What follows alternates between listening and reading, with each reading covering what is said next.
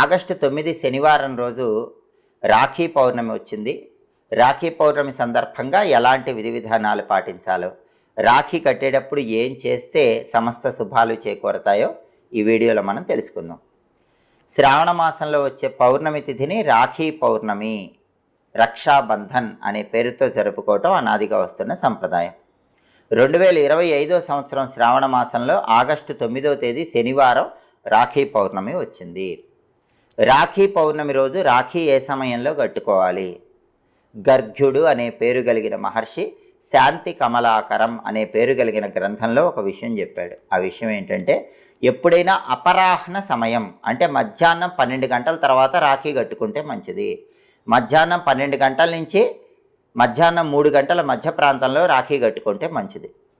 అలాగే జ్యోతిష శాస్త్రపరంగా భద్ర యోగం అనే ఒక యోగం ఉంటుంది. ఆ యోగం ఉన్న సమయంలో మాత్రం